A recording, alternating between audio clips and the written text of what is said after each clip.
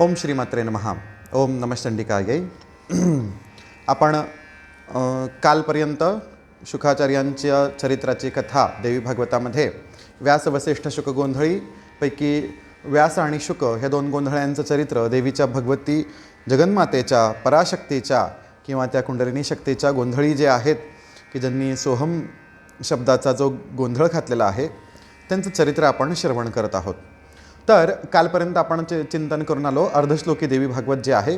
अर्धश्लोकामध्ये भगवती परांबिकेने बालमुकुंदांना उपदेश केला आणि त्या बालमुकुंदांनी आपल्या हृदयामध्ये धारण करून त्याच योगबलाच्या जोरावरती तपोबलाच्या जोरावरती ब्रह्मदेवांना त्याचा उपदेश केला. ब्रह्मदेवांनी नारदांना उपदेश केला. नारद महर्षींनी व्यासमहर्षींना उपदेश केला. व्यासांनी शुकाचार्यांना आणि सुतांना उपदेश केला आणि त्यांच्यापासून ही कथा आज आपल्यापर्यंत पोचलेली आहे. तर असो, पुढचा भाग बघताना देवी भागवताची कथा सांगितली, अर्धश्लोकी देवी भागवताची कथा सांगितली तरीसुद्धा शुकाचार्यांना देवी भागवतामध्ये सर्वत्र अविद्यानाशाचा उपाय दिसला. सगळ्या ठिकाणी दिसलं की माया कशी सर्वत्र व्याप्त आहे. तो कथाभाग आपण प्रत्येक काय म्हणतात त्याला कथानकाच्या वेळेला आपण तो बघू. त्याचं चिंतन करायचे आता ही जागा नाही, ही वेळही नाही. मग ते सुद्धा म्हणतात त्याच्यात त्यांना हेच जाणवलं की विद्या ही श्रेष्ठ आहे. महाविद्या उपासना ब्रह्मविद्या ही श्रेष्ठ आहे. त्यामुळे ते आणखीनच वैराग्ययुक्त झाले देवी भागवताच्या श्रवणाने. मग आता करायचं काय, ह्याला प्रात्यक्षिक दाखवायला पाहिजे, ह्याला प्रॅक्टिकल उदाहरण कोणाचं द्यायला पाहिजे. म्हणून व्यास महर्षी शुकाचार्यांना म्हणतात की गच्छत्वं मिथिलापुत्र पालितान जनकेनः सते मोहम महाभाग नाशयिष्यति भूपती. मिथिलेला जा हे पुत्रा, तू मिथिलेला जा. ती जी मिथिला जी आहे जनकराजांनी पालन केलेली किंवा जनकराजा त्या मिथिलेचे राज्यकर्ते आहेत किंवा जनकराजा त्या मिथिला नगरीचे पालनकर्ते आहेत. आणि ते कसे पालन करतात ते बघ की ते संसारी असून राजा असून सुद्धा विदेह आहेत. म्हणजे त्यांचं ह्या देहावरती जीवनमुक्तीस राजर्षी ब्रह्मज्ञानमते शुचिः तथा तथ्यवक्ताक्तिशांतश्च योगी योगप्रियसतः. ते जीवनमुक्त आहेत, राजर्षी आहेत, ब्रह्मज्ञानयुक्त आहेत की ते कसे आहेत की योगी असून योगांचे प्रियकर आहेत. ह्याच्यावरती हे ऐकल्याच्या नंतर शुकाचार्यांना हा दांभिकपणा वाटला. दांभिकपणा म्हणजे काय की जी गोष्ट तुमच्याकडं नाही आहे ती गोष्ट, आता दंभ या विषयावरती आपल्याला बोलायचं नाही आहे. जी गोष्ट तुमच्याकडं नाही आहे त्या गोष्टीचं आकर्षक रूप करून तुम्ही कसे श्रेष्ठ किंवा तुम्ही कसे ह्याच्यापेक्षा भिन्न कसे आहात हे दाखवणं याला दंभ असं म्हणतात. मग ते म्हणतात दंभोयन किल धर्मात्मन भातचित्ते ममाधुना. हे धर्मात्मन व्यासांना म्हणतात की हे धर्मात्मन माझ्या मनामध्ये हा दंभ वाटतो. मी हा संवाद वाचायचं कारण असं आहे की समग्र देवी भागवतामध्ये उत्तर समर्पक आहेतच. बऱ्याच ग्रंथांमध्ये बऱ्याच पुराणांमध्ये उत्तर सर्वत्र समर्पक असतात. उत्तरांची प्रमाणं देता येतात. पण देवी भागवत हा एकमात्र ग्रंथ माझ्या वाचण्यामधला म्हणतो बरं का मी, एक असा ग्रंथ आहे की त्यातले प्रश्न जेवढे विचित्र आहेत की नाही की आजच्या कलियुगातल्या लोकांना ते सहज प्रश्न आणि असे काही ठिकाणी थोडंसं असं उद्धट वाटण्यासारखे काही प्रश्न आहेत त्याच्यामध्ये की नॉर्मली आपण बघताना की पुराण संहितेमध्ये म्हणा किंवा कथाभागांमध्ये म्हणा की अतिशय नम्रतेने, इथं नम्रता आहेच नो डाऊट, पण बऱ्याच वेळेला असं भासयमान होतं की आपण वक्ता जो सांगतो आहे त्याला श्रोता प्रश्न जो विचारतो आहे त्या प्रश्नांवरच्या ज्या शंका आहेत देवी भागवतातल्या म्हणतो पर्टिक्युलरली की त्या अतिशय प्रॅक्टिकल ॲस्पेक्टनी आहेत असे म्हणतात. शुकाचार्यांचे ते त्यांच्या ज्या शंका आहेत किंवा त्यांच्या ज्या संकोच त्यांना जो वाटतो ते बघा येतो. जीवनमुक्तो विदेहश्च राज्यम शास्ती मुदान्वितः. जीवनमुक्त आहे, विदय आहे आणि तो सुखाने राज्यम शास्ती सुखान्वितः. सुखाने राज्य कसं काय करू शकतो जर तो जीवनमुक्त आहे, बरोबर आहे की नाही, तर तो राज्य कसं काय करू शकतो असं शुकाचार्य म्हणतात. वंध्यापुत्र इवा भाती राजासौ जनकः पितः कुर्वन् राज्यं विदेहं किं संध्येयोऽयं ममाद्भुतः. एखाद्या वंध्यापुत्र म्हणजे एखाद्या वांझेला पुत्र झाल्यासारखं मला हे भासतं. इवा भाती वंध्यापुत्र इवा भाती राजासौ जनकः पितः. तो जनकराजा जो आहे तो मला कसा वाटतं त्यांचं हे जे वागणं आहे की राजा असून विदेह आहे हे मला कसं वाटतंय की एखाद्या वांझेच्या पुत्राप्रमाणे. म्हणून कुर्वन् राज्यं विदेहंसं किम संदेहोयम ममाधुतः, तो विदेह असून राज्यच कसं काय करू शकतो याच्याविषयी मला संदेह येत आहे. ते म्हणतात द्रष्टुमिच्छाम्यहं भूपम विदेह नृपसत्तमम. त्या नृपसत्तमाला, त्या राजर्षीला मला बघण्याची अतिशय इच्छा झालेली आहे. म्हणून मोक्षम संदेहोयम महास्तात विदेह परिवर्तते मोक्ष किं वदता श्रेष्ठ सौगतानामिवापर. मला इथं हे तात ह्या विदेहाबद्दल नक्कीच संशय येतोय. कसा येतोय की सौगतांनी मोक्षांविषयी बोलणं असं मला वाटतंय. सौगत म्हणजे काय हे मी सांगणार नाही, तुम्ही चेक करून बघा. इथं सोशल मीडियावर सांगू नये ते शब्द. कथम भुक्तम अभुक्तम स्यात् कथम कृतंच कृतम कथम. हां, ते म्हणतात भोगूनसुद्धा अभोगी राहणं किंवा एखादी गोष्ट करूनसुद्धा त्याचं अकर्म्य करणं हे कसं काय शक्य आहे. ते म्हणतात व्यवहारम कथम त्याज्यम इंद्रियाणां महामते. हे महामते, इंद्रियांचा व्यवहार कसं काय त्याज्य होऊ शकतो. ते जर विदेह आहेत तर ते कसं काय हे व्यवहार करू शकतात. माता पुत्र तथा भार्या भगिनी कुलटा तथा भेदाभेदम न कस्यम स्यात् एतन्मुक्तता कथम. माता, पुत्री, भगिनी, पत्नी, बायको, एखादी कुलटा, एखादी वेश्या, एखादी वारांगना यामध्ये हे अभेद कसं काय करू शकतात किंवा ह्यामध्ये भेद कसं काय करत नाहीत. त्यांना असं वाटतं. कटू क्षारम तथा तीक्ष्णम कषायम मिष्टमेव च रसना इति जानाति भुंक्ते भोगानुत्तमान. कडू, खारट, तिखट, तुरट, गोड इत्यादी आणि बाकीचे जे रस असतील ह्या सगळ्या रसांना जीभ तर चव घेते, मग त्याच्यामध्ये हे लिप्त कसं काय होत नाहीत बरं. त्यांना प्रश्न पडतो. शीतोष्ण सुखदुःखादी परिज्ञानम यथा भवेत मुक्तता कीदृशी तात संदेहोयम ममाद्भुतः. थंडी आणि वाऱ्याचा ह्यांच्यावर प्रभाव पडतच असणार की नक्की. हे जर असं असूनसुद्धा जर स्वतःला जीवनमुक्त म्हणत असतील तर नक्कीच मला ह्यांच्याविषयी संशय येतो. शत्रुमित्र परिज्ञानम वैरम प्रीतिकरम सदा व्यवहारे परितिष्ठन कथम नृपते. ज्यांना जर जीवनमुक्त आहे तर त्यांना शत्रू आणि मित्र दोघांमध्ये समानता दिसली पाहिजे. एखादा चोर आणि एखादा विद्वान ब्राह्मण या दोघांमध्ये समानता वाटली पाहिजे. त्यांना चांडाल आणि महाजन या दोनांमध्ये काही फरक नाही वाटला पाहिजे. तर मग हे राज्य कसं काय करतायत, असं कसं काय शक्य आहे. पिताश्री, मला नक्कीच काहीतरी दंभ प्रतीत होतोय. म्हणून दृष्टपूर्वो न मे कश्चित जीवनमुक्तश्च भूपती. यापूर्वी मी कधीही असा जीवनमुक्त असणारा भूपती म्हणजे राजा कधीही बघितलेला नाही. शंकेयम महती तात गृहे मुक्त कथन नृप दिदृशा महती जाता श्रुत्वा तम भूपतीं पुरा. म्हणून माझ्या मनामध्ये अशी भयानक शंका उत्पन्न होते की हा नक्की काहीतरी दंभ आहे, काहीतरी फसवणूक आहे असं म्हणतात. आणि मग ते म्हणतात ठीक आहे, आता कमीत कमी ह्या निमित्ताने का होईना शुकाचार्यांना जनकराजाकडे जाण्याची बुद्धी झाली किंवा त्यांना तिथे जाण्याची इच्छा झाली. भगवतीची प्रेरणाच म्हणा किंवा काय म्हणायचं ते म्हणा. मग शुकाचार्य व्यास महर्षींची आज्ञा घेऊन जनकपुरीला निघतात. म्हणतात की 2 वर्ष काहीतरी ते प्रवास केल्याच्या नंतर मेरू पर्वत ओलांडल्याच्या नंतर ते ह्याच्यामध्ये मिथिला नगरीला ते पोहोचले वगैरे वगैरे. बरंचसं वर्णन 2 अध्यायांमध्ये याच्यामध्ये आलेलं आहे. आणि त्याच्यामध्ये आपण मधला तो प्रतिहारी म्हणजे हे सगळं कथानक योगवसिष्ठ रामायणामध्ये, भावार्ता रामायणामध्ये, इतर बऱ्याच ग्रंथांमध्ये हे आख्यान वेगवेगळ्या पद्धतीने मांडलेलं आहे. आपण देवी भागवताचा विचार करणार आहे. आणि जनकराजांनी जो शुकाचार्यांना उपदेश केला तो देवी भागवताच्या शब्दामध्ये, नाथ महाराजांच्या शब्दांमध्ये आपल्याला नक्की काय समजून घ्यायचं आहे ते बघून आपण आजचा हा कथाभाग संपवणार आहोत. तर आपल्याला नक्की काय करायचं की ते जेव्हा शुकाचार्य त्यांनी ते सगळं समुद्र ते पर्वत वगैरे ओलांडून मिथिलेला आले तेव्हा त्यांना रस्त्यात अडवलं गेलं की तुम्ही कोण आहात, कशाला आलाय, काय प्रश्न वेगवेगळे प्रश्न बरेचसे विचारले गेले.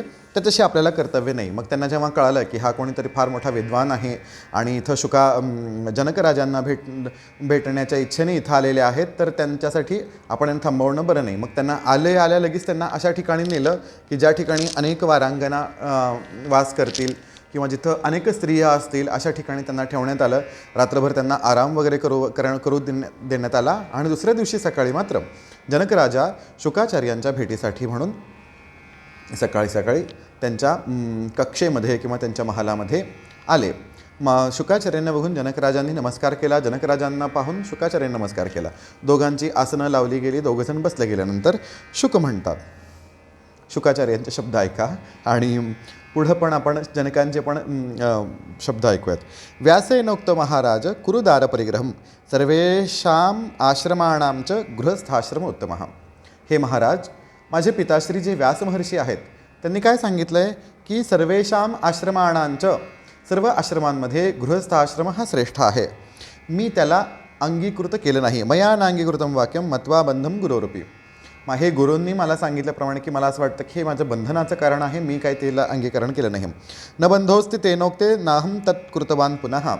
मी असताना जन्माला येतानाच मुक्त आहे, मला काही त्याच्यामध्ये अंगीकृत करण्याची काहीही आवश्यकता वाटत नाही, म्हणून मी त्यांना म्हणेन. इथे संदिग्ध मनसम मत्वास मुनी सत्तम. माझ्यामध्ये असा मला संदिग्ध मनयुक्त असा पाहून माझ्या पितांनी मला सांगितलं की तथ्यम मिथिला गच्छम माम शुचः. मिथिलेला जा आणि तुम्हाला भेट. याज्योस्ति जनकसत्र जीवनमुक्तो नराधिपः विदेहो लोकविदित पाती राज्यम कंटकम. की जीवनमुक्त असा एकमेव राजा महाराज जनक जो आहे त्याच्याकडं तो जा. तो अकंटक राज्य करत आहे, एकदम सुंदर अशा प्रकारे प्रजेला सांभाळत आहे. तो कोण आहे? जीवनमुक्त राजा आहे. पश्यंतम नृपशार्दूल तजते मोहम मनोगतम कुरुदारान महाभाग पृच्छवा भूपतीम चितम. त्या नृपशार्दूलाला म्हणजे त्या नरसिंहाला पाहून तू बघ ते कसे संसारामध्ये राहून सुद्धा कसे विरक्त आहेत, कसे विदेह आहेत, त्यांच्याकडे बघून ते तू एकदा त्यांना तू शंका तुझ्या नक्की विचार. मग ते म्हणतात संदेहम मे ते मनोजातम कथयिष्यते पार्थिव तच्छ्रुत्वा वचनम सत्यम मामेह तरसासुत संप्राप्तोहम महाराज त्वत्पुरे तत्तज्ञा. म्हणून माझ्या मनामध्ये शंका आली, म्हणून हे महाराज मी तुम्हाला भेटायला म्हणून इथं आलेलो आहे असं ते म्हणतात. मोक्ष कामोस्मी राजेंद्र ब्रूही कृतम ममानघ. मला मोक्षाची इच्छा आहे, हे राजन मला तुम्ही ह्याचा उपदेश करा अशी मी तुम्हाला विनंती करतो. इथं म्हटल्याच्यानंतर ते म्हणतात की तपस्तीर्थ व्रतेजाश्च स्वाध्याय तीर्थसेवनम ज्ञानम वा वद राजेंद्र मोक्षंच प्रतिकारणम. ते म्हणतात की तप, तीर्थ, व्रत, स्वाध्याय, तीर्थसेवन, ज्ञान ह्याच्यासाठी तू मला असं काहीतरी तुम्ही मला सांगा की ज्याच्यामुळं मोक्षाचं कारण होईल. याच्यावरती जनकाचं जे प्रिलिमिनरी ॲन्सर जे आहे, उत्तर जे आहे बघा, ते काय म्हणतात. जनक उवाच शृणु विप्रेंद्र कौर्तव्यम मोक्षमार्गाश्रितेन यत् उपनीतो वसेदादौ वेदाभ्यासाय वैगुरो. की काय करायला पाहिजे?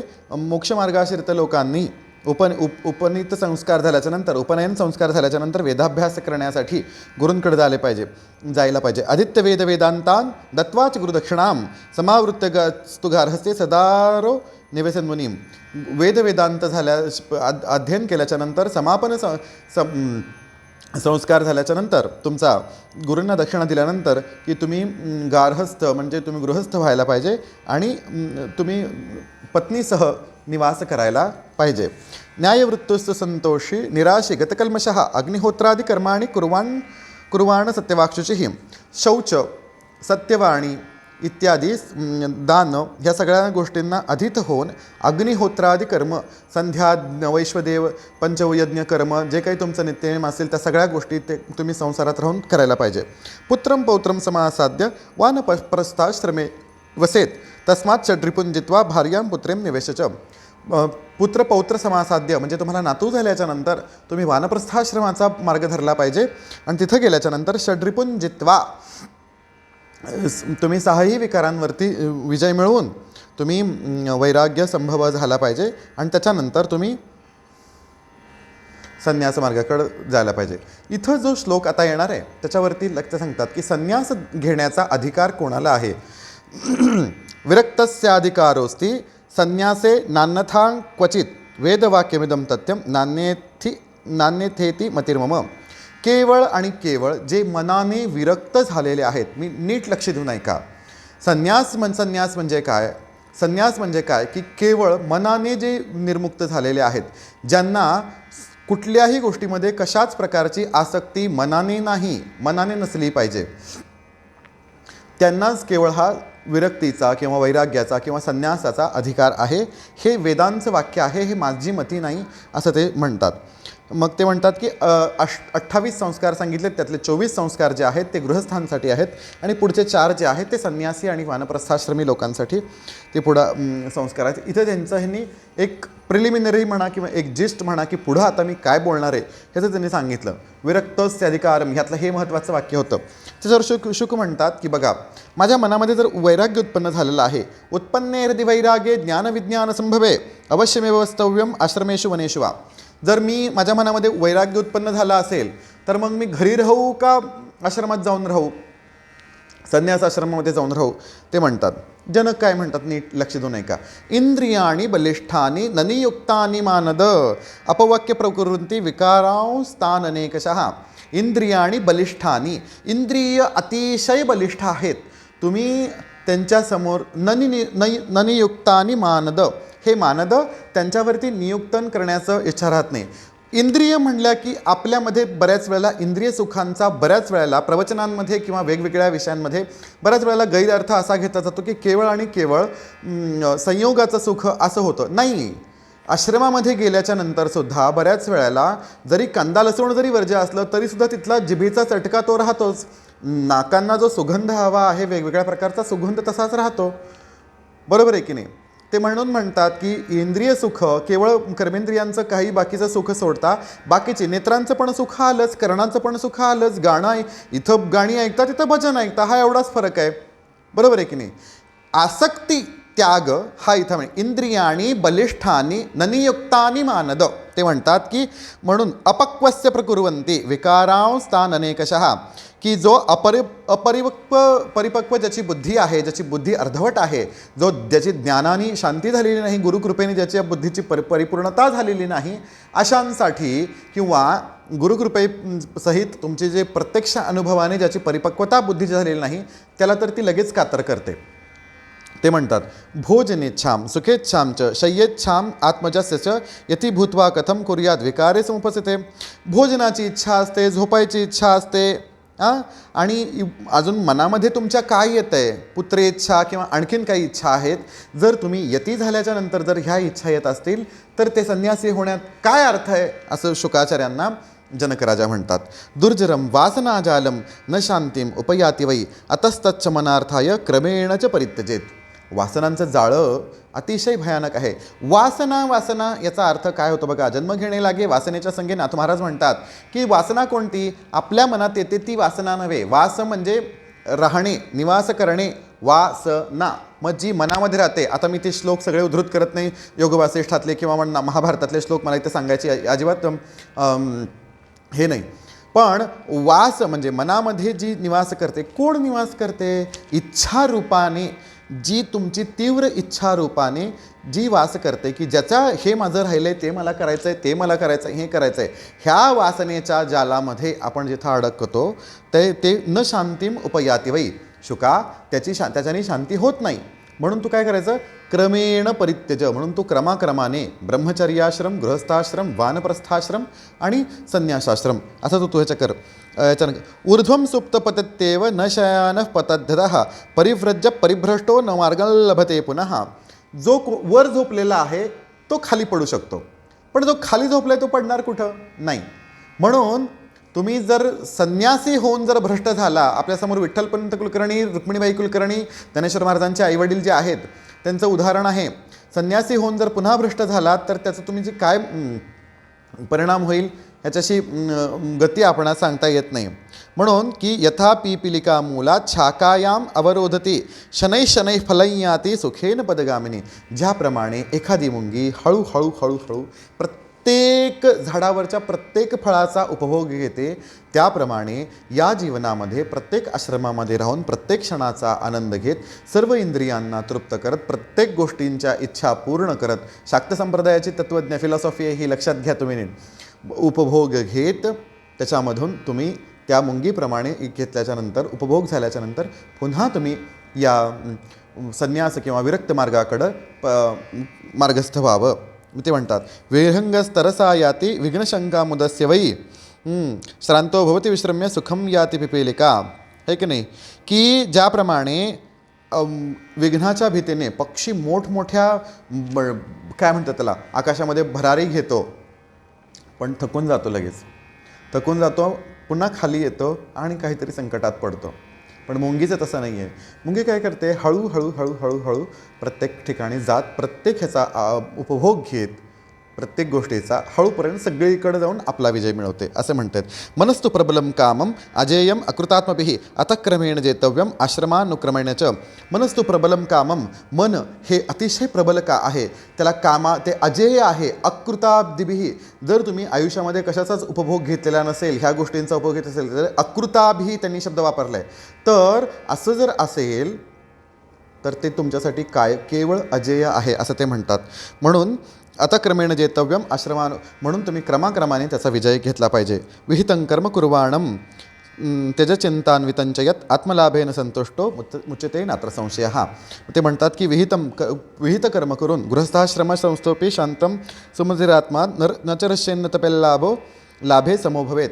गृहस्थाश्रमामध्ये राहून विहित कर्म करून तुम्ही शांतचित्त होऊन नियत मनाने, विहित मनाने सर्व ह्याच्यामध्ये रत होऊन तुम्ही जर कर्म केलं तर तुमचं नक्कीच तुम्ही जीवनमुक्ताच्या मार्गाकडे तुम्ही वाटचाल करू शकतात. ते आता पुढं सांगतात, स्वतःचं उदाहरण देतात बघा ते. पश्चाहम राज्यसंस्थोपी जीवनमुक्तो यथानघ विचरामी यथा कामम न मे किंचित प्रजायती. हे बघ, मी राजा असून सुद्धा जीवनमुक्त आहे. मी सगळं तर विचित्र करतो, पण मी कशामध्ये अडकत नाही. अडकत कसं नाही, मनाने अडकत नाही. नीट लक्षात घ्या. महाराज असतील, जरी अंगावरती सोन्याचे दागिने असतील, स्वर्ण सिंहासनावरती असतील, न्यायव्यवस्था करत असतील, तरीसुद्धा त्या देहाची जी भूमिका आहे ती भूमिका म्हणून जर पार पडत असेल तर त्याच्यामध्ये लिप्त होण्याचं कारण काही नाही असं ते म्हणतात. भुंजानो विविधान भोगान कुर्वान कार्याण्यने कशः भविष्यामी यथा हन्पम मुक्तो त्वं तथा मुक्तो भवानघ. मी काय करतो, भुंजानो विविधान भोगान, विविध प्रकारच्या भोगांचं सेवन करून, भोग करून सुद्धा मी अतिशय कुर्यान कर्माण्ये अनेकशः, कुर्वाणी कर्माणी अनेकशः, अनेक कर्मांचं करून सुद्धा मी कसा आहे, विरक्त आहे. मी कसा राहतो तसा तू तसा हो, ते म्हणतो. मग पुढं आता हा मुद्दा येतो. ते काय म्हणतो, कथ्यते खलु यदृश्यम अदृश्यम बद्धते कुतः दृश्यानि पंचभूतानि गुणांस्तेषां तथा पुनः. बंधन कशाला आहे, बंधन या शरीराला बंधन आहे. कथ्यते खलु यदृश्यम अदृश्यम बद्धते कुतः. जो अदृश्य आहे, जो आत्मा आहे ना, त्याला कसलं आलं आहे बंधन. बंधन या शरीराला आहे की नाही. म्हणून दृश्यानी पंचभूतानी, तुम्ही बघताय हा हाडामासांचा पंचभूतांचा हा देह आहे, त्यालाच बंधन आहे ना. मनाला आत्म्याला कशाचं बंधन आलं आहे, बरोबर आहे. आत्मा गम्योनुमानेन प्रत्यक्षो न कदाचन सकथम बद्धते ब्रह्मन निर्विकारो निरंजनः. ते म्हणतो की आत्मा केवळ तुम्ही अनुमानाने तुम्ही त्याचं सांगू, आत्मा असा असेल, निर्गुण आहे, व्यापक आहे, असा आहे, तसा आहे, केवळ अनुमानेनं असा तो तुम्हाला ज्ञातव्य आहे. पण त्याचं प्रत्यक्ष तुम्हाला दर्शन होतच नाही आत्म्याचं असं म्हणतात. म्हणून सकथम बद्धते ब्रह्मन. हे ब्राह्मणा, तो कसा काय बांधू शकतो, तू आत्म्याला कसा काय कर्माने बांधू शकतो. तो कसा आहे, निर्विकारो निरंजनः. तो निर्विकार आहे, विकाररहित आहे, निरंजन आहे असं तो म्हणतो. मग ते म्हणतात, मग हे कारण कशाचं आहे. ती इथं नाथमहाराजांची जी ओवी काही एक भावार्थ रामायण 10वा अध्याय सांगतो, तुम्ही बघून घ्या. त्याच्यामध्ये सगळ्या काही ओव्या इथं याच्यामध्ये मला उद्धृत कराव्यासं वाटतात. बऱ्याच ठिकाणी असं ते म्हणतात की मी शुकतो येथे कोण, माझ्या शुकत्वा काय कारण, वस्तू नामरूपातीत पूर्ण शुकी शुकपण देहत्वे. देहाचा माथा शुकपण, तो देह येथ किल लक्षण, देह पांचभौतिक पूर्ण, माझी मी कोण शोधुपा. ते म्हणतात मी शुकतो येथे कोण. अरे शुक कोण आहे इथं, बरोबर आहे की नाही. माझ्या शुकत्वा काय कारण, माझं शुकत्व म्हणजे मी शुक असण्याला काय कारण आहे. वस्तू नामरूपातीत पूर्ण, मग तो आत्मा कसा आहे, नाम रूप अतीत पूर्ण, त्याचा रूप असणारा पूर्ण जो आत्मा आहे. शुकी शुकपण देहत्वे, मी शुक आहे, मला लग्न करायचं नाही, मला लग्न करायचं आहे, मला संन्यासी व्हायचं आहे, मला संन्यास घ्यायचा आहे, ह्या सगळ्या गोष्टी कोणासाठी आहे. मी शुकतो येथे कोण, नाथ महाराज म्हणतात भावार्थ रामायणमध्ये. त्याच्यामध्ये देहाचा माथा शुकपण, मग शुक कोण आहे. हा शुक आहे का, हा शुक आहे का, इथं शुक आहे का, इथं शुक आहे का. देह म्हणजे शुक आहे. तो देह येथ किल लक्षण, तेव्हा देह हा देहाचं लक्षण काय आहे? देह पांचभौतिक पूर्ण माझी मी कोण शोधू पा. ह्या 5 पंचभूताच्या देहामध्ये मी कोण आहे तो शोधून बघितलंयस का तू? ह्या श्लोकांना थोड्याशा मिळत्या जुळत्या ह्या शेवटच्या काही ओव्या होत्या, त्या मी ओव्या इथं उद्धृत कराव्याशा वाटल्या म्हणून मी सांगतो. ते नीट लक्ष देऊन ऐका. ते काय सांगितलं की दृश्यानी पंचभूतानी गुणांस तेषां तथा पुनः. पंचभूतांनी सांगितलं की देह पंचभूत आभास, त्या पंचभूतांचा विलास, विवंचोपास सावकाश स्वस्वरूप साधावया. देह म्हणजे काय आहे? पंचभूत आभास, त्या पंचभूतांचा विलास. देह काय आहे? 5 भूतांचा आभास आहे, 5 भूतांचा विलास आहे. विवंचू पास अवकाश, त्याचा आपण विवेचन सावकाश करू. काय म्हणतात की पृथ्वी नव्हे मी जडत्वे. हे शरीर जे दिसतंय, हे जडवरचं मांस जे दिसतंय, हाडं जे दिसत आहेत, पृथ्वी नव्हे मी जडत्वे, जळ नव्हे मी अधोगमनत्वे. खाली जाणारं ते पाणी नाही. मी तुम्हाला उदाहरण देतो. आता ही बाटली दिसते का? हे असं उभं आहे. जळ नव्हे मी, आता मी असं केलं की पाणी खाली येतं. पाणी कधीही खालीच जातं. जळ नव्हे मी अधोगत्वे, तेज नव्हे मी दाहकत्वे. जाळणारा मी अग्नी पण नाही. मी चंचळत्वे वायू नव्हे न. मला ते म्हणायचं. रिते दिसे जिथे जिथे, ते नभे नव्हे मी शुकत्वे. मी नव्हे पंचभूते, त्याहुनी परते ते मी स्वयं. आहे की नाही? नच तेज भूमिर्नव तेजो न वायू चिदानंद रूप शिवोहम शिवोहम. बरोबर आहे की नाही? तो श्लोक मला इथं आठवतो. म्हणून म्हणतो की रिते दिसे जिथे जिथे, ते नभ नव्हे मी शुकत्वे. मी नव्हे पंचभूते. मी आकाश नाही, मी पृथ्वी नाही, मी तेज नाही, वायू नाही, मी काही नाही. म्हणजे आतली रक्त मी नाही, यातला श्वास मी नाही, मी काहीच नाही. याहुनी परते ते मी स्वये. अहम नव्हे मी देह ममत्वे, सोहम नव्हे मी माईकत्वे. अहम सोहम परत्वे, ते मी निशिते निजरूप.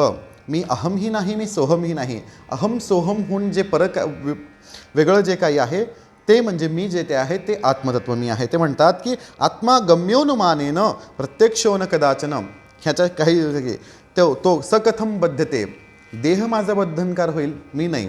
पुढं आणखीन त्याला विश्लेषण करून सांगतात की मनस्स सुखदुःखानां महतां कारणं द्विज, जाते तु निर्मले ह्यस्मिन् सर्वं भवति निर्मलम. मन हेच मनस्तु सुखदुःखानां, हे द्विजा कारणं निर्मलं द्विज. कारण विषय सांगितलं की मनाला तुमच्या काय वाटतंय, कसं वाटतंय, कशा प्रकारे तुम्ही फील करताय मनामध्ये किंवा तुमच्या सबकॉन्शियस माइंडमध्ये, चित्तामध्ये आणि वरच्या माइंडमध्ये सुद्धा म्हणा, मनामध्ये सुद्धा म्हणा, तुम्ही काय काय सेव्ह करताय आणि किती तुम्ही मेमरीज किंवा ट्रॉमेज काही ज्या काही गोष्टी असतील तुम्ही सेव्ह करताय त्या तुमच्या परमनंट मेमरीमध्ये, त्याचं इम्पॅक्ट ते तुमच्या लिंगदेहावरती तसंच ते राहणार आहे. जर मग ते काय म्हणतात की जाते तो निर्मले ह्यस्मिन् सर्वं भवति निर्मलम.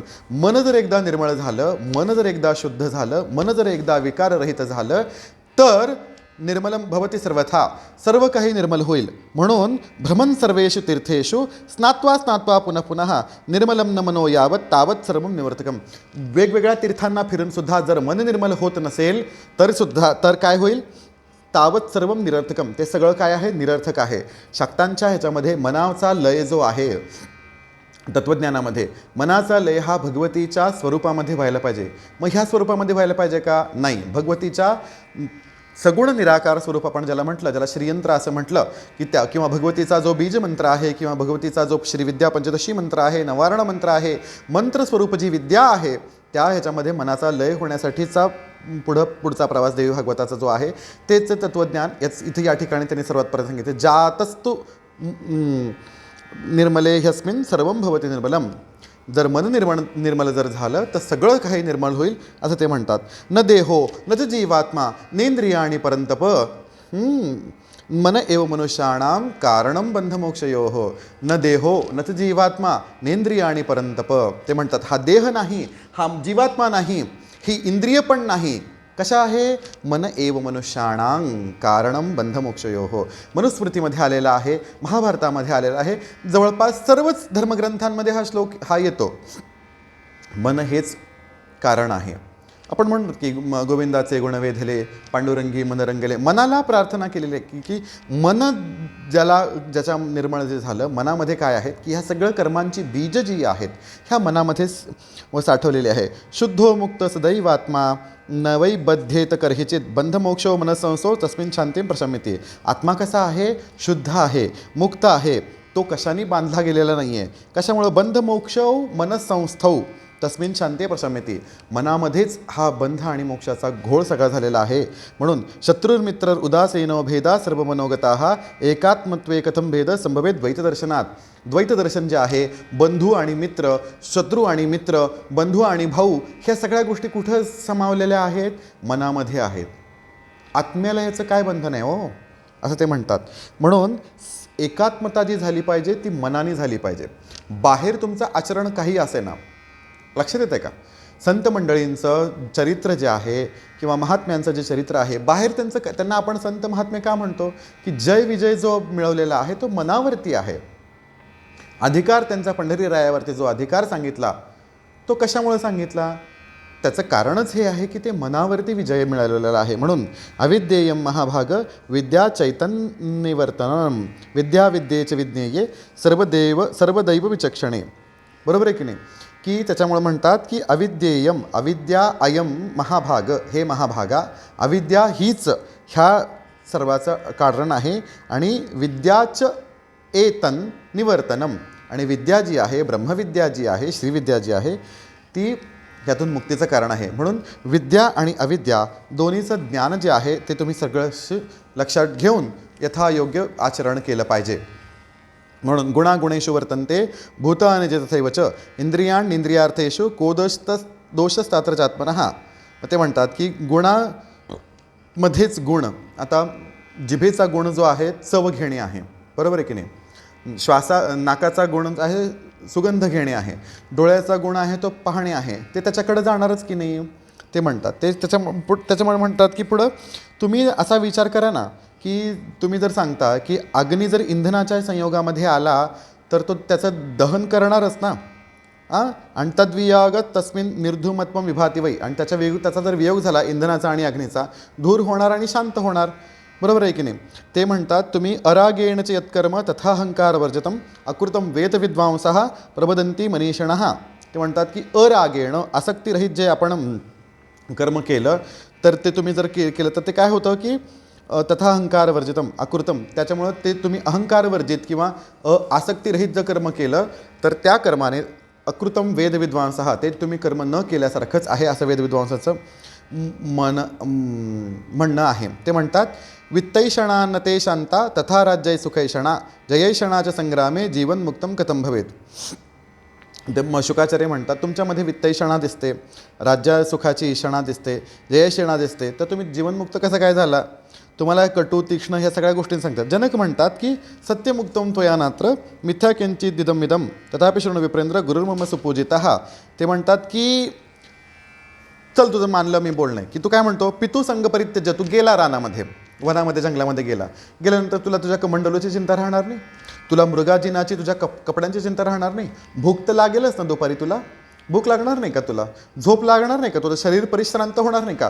जोपर्यंत हे शरीर आहे ते म्हणतात महाभूतानि सर्वत्र निसंग भविष्यती आहारार्थम सदा चिंता निश्चिंतस्या कथम मुने.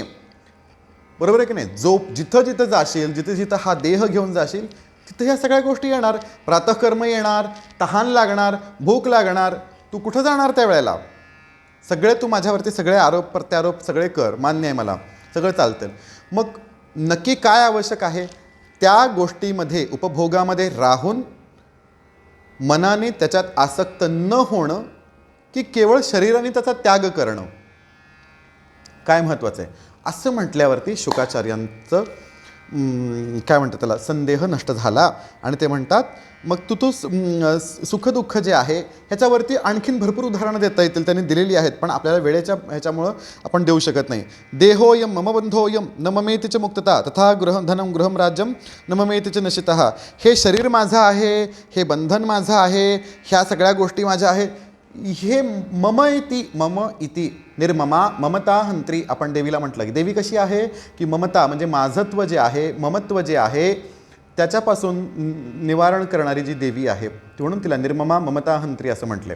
बरोबर आहे की नाही? मग ह्या विकल्पामुळं जर मी संसारात राहून जर मी आसक्त होणार आहे, मान्य आहे, पण मला कळतं आहे की बाबा जर ह्याच्यात मी आसक्त झालो संसारामध्ये तर मला पुनरागमनायचं इथं व्हावं लागणार आहे.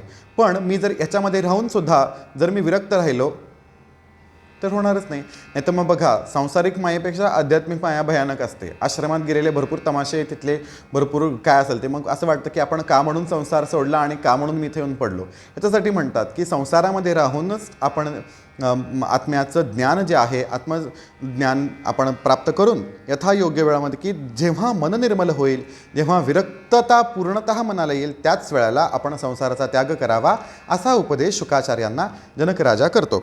आणि ह्याच्यानंतर मग शुकाचार्यांनी जनकराजांकडून ऐकल्यानंतर शुकाचार्यांचा विवाह होतो पिवरी नावाच्या कन्येशी. त्यांचे 4 मुलं आणि एक त्यांना मुलगी होते. आणि नंतर शुकाचार्यांना सुमेरू पर्वतावरती ऊर्ध्वगती प्राप्त होऊन त्यांचा देह नाश होतो असं म्हटलंय. देहनाश होतो म्हणजे त्यांना पूर्णतः ते देह पंचत्वामध्ये मृत्यू होत नाही. ह्या विषयावरती आपण मृत्यू होत नाही म्हणजे मृत्यू का होत नाही त्याच्यावरती आपण परत येतो. पण शुकाचार्यांचा देहनाश हा शब्द त्यांनी ह्याच्यामध्ये वापरलेला आहे. आणि त्याच्यानंतर या ठिकाणी आपला 19वा अध्याय संपतो आणि हा प्रथम स्कंद आपण या ठिकाणी समाप्त करत आहोत. उद्याच्या प्रवचनामध्ये माझी इच्छा अशी आहे की आपण नवरात्र या विषयावरती देवी भागवतामध्ये वेगवेगळ्या स्कंदांमध्ये वेगवेगळ्या ठिकाणी वेगवेगळ्या पर्वांचं आणि वेगवेगळे नियम आणि तपशीलवार दिलेले आहेत. आपण त्याचं चिंतन उद्याच्या प्रवचनामध्ये आपण करावं असे माझी इच्छा आहे. पाहूया भगवती कृपेने आपण काय करता येईल. याच्यानंतर अशी काही आख्यानं घेऊयात आपण, कारण आता अधिक महिना तर थोडासाच राहिला आहे, की अशी छोटी छोटी आख्यानं घेऊयात की ज्याच्यातून आपल्याला वेगळं काही श्रवण करायला मिळेल आणि भगवतीच्या लीलांचं गुणानुकीर्तन करायला मिळेल. ओम नमः चंडिकायै. ओम श्री मात्रे नमः.